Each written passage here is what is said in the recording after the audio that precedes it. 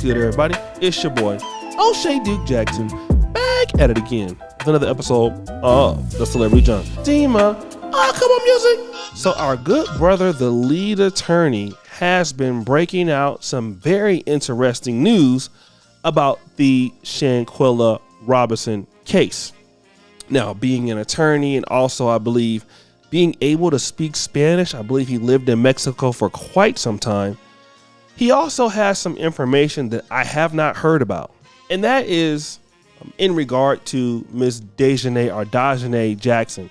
Now, word on the street is that she has been apprehended by, by customs or the feds, and will be extradited to Mexico to stand trial on the murder of Shanquella Robinson.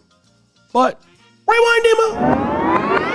So remember that fight video? I mean, of course we can't play it here.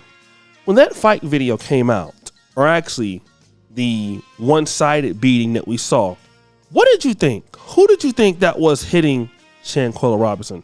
We now know that it's Dajanay Jackson, but what did you initially think? Jeopardy music, Dima!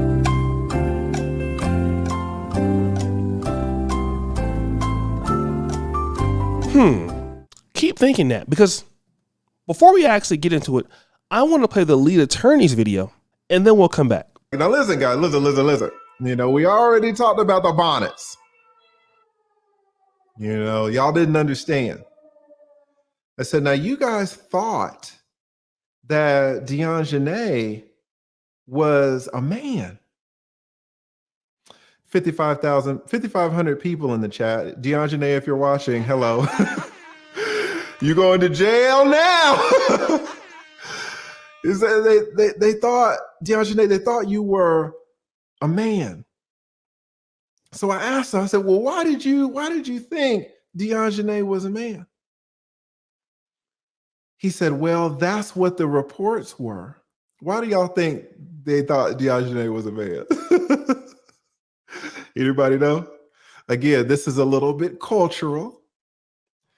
They thought that Dajanay was a man because of the maid. The maid went in there. Shout out to Luke Hazley. The maid found a wig. And when the maid found the wig, the maid was like, what the fuck is this? And the people at the villa noticed that Dajanay would take on and off the wig. Now, I lived in Mexico 5-6 years. I never saw one Mexican wearing a goddamn wig, not one. The only time they would see Americans wearing wigs really would be at like Halloween. And they were like, it's not Halloween. Like, no, it's not Halloween. It's not Halloween. Like, what woman just wears wigs? What woman just goes around taking on and off a fucking wig? Well, who does that? No woman does that. The Latinas, they don't know. Now, some of these Latinas, they'll get you with the damn hair extensions. They act like they don't know what a fucking wig is. Ask them about these damn hair extensions. All right? So don't trip. But the whole full-blown weave with the cap underneath, they don't know nothing about that. They don't know nothing about that. So this is kind of what we get into, because there are some cultural things that, and again, this is a whole different country. Mexico, you can't get closer to the United States in terms of location than Mexico, but it's still a different culture. So their women don't walk around every day wearing, Brazil number 19. They don't know nothing about it. All right. So this is what we're kind of getting into. So guys, you heard this insider story that the lead attorney is presenting.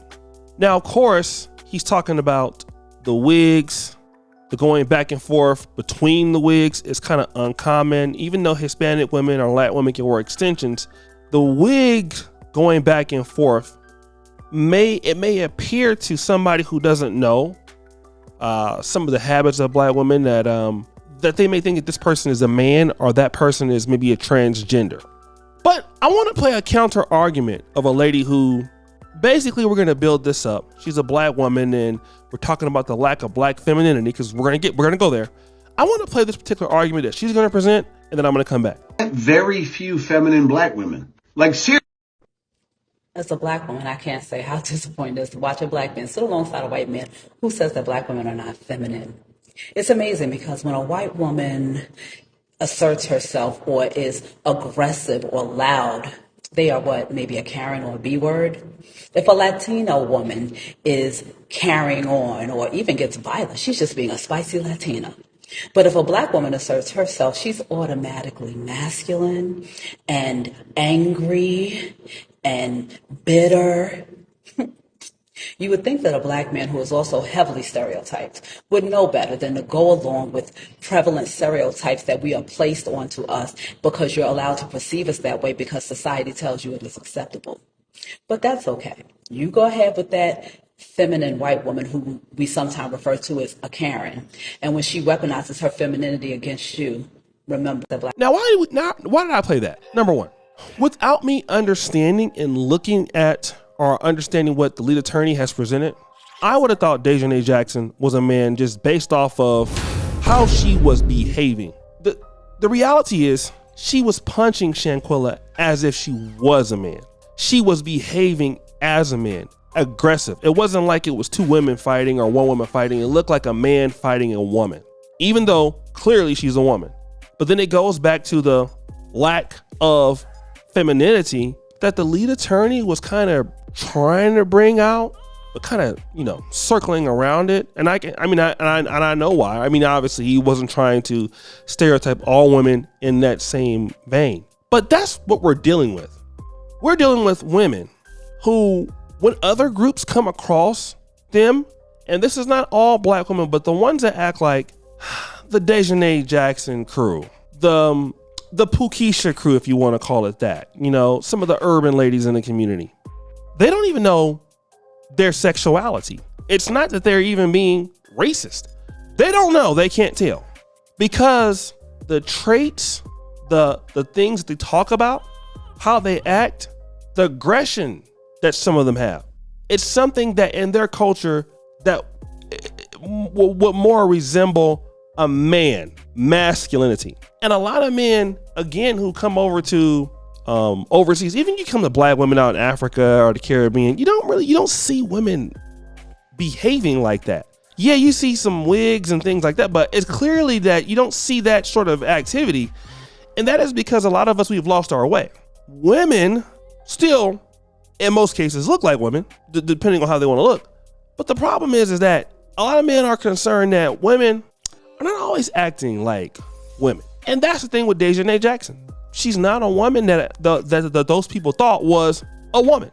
They thought this person was something else. And that's just, her not being violent in the hotel. But those of us who saw that video, we felt very different. Like, oh, that is a person that is not clearly a woman.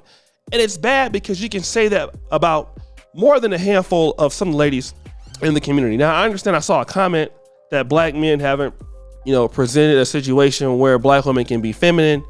I get that, but a lot of black women haven't presented themselves to be in a situation where black men will want to take care of some of them and treat them like wives.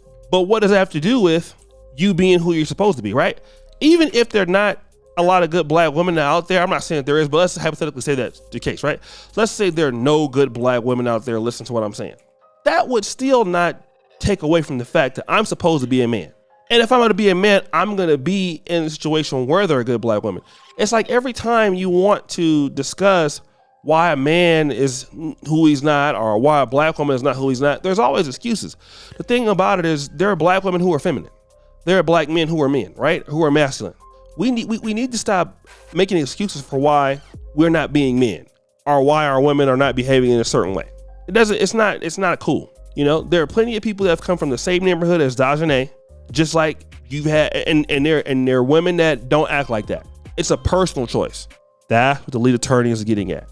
And when other communities come across it, it looks bad. So guys, what do you think? It's your boy, O'Shea Duke Jackson, back at it again with another episode of The Celebrity Junk. Here's you for all that you do. Subscribe, hit the bell. I'm out.